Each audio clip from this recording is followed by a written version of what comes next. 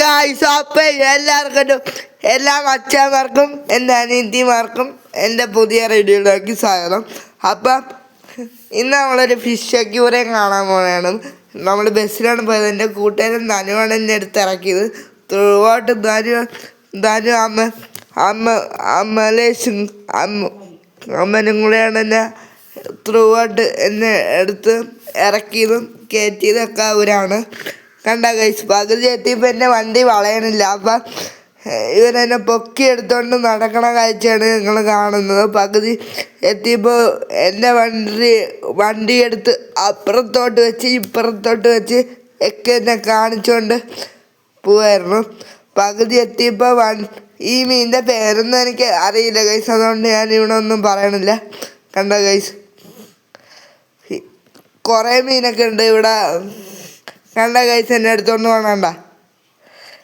എന്നെ എടുത്തുകൊണ്ട് എൻ്റെ കൂട്ടുകാർ മൊത്തം കാണിച്ചു തന്നു. മൊത്തം ത്രൂവായിട്ട് എല്ലാ മീനുകളെയും കാണിച്ചു തന്നു.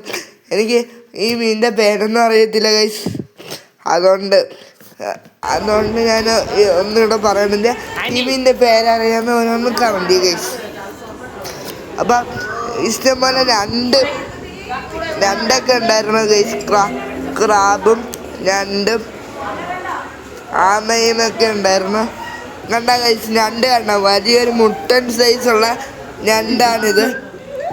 എൻ്റെ വലിയൊരു മുട്ടൻ സൈസുള്ള ആമയായിരുന്നത്.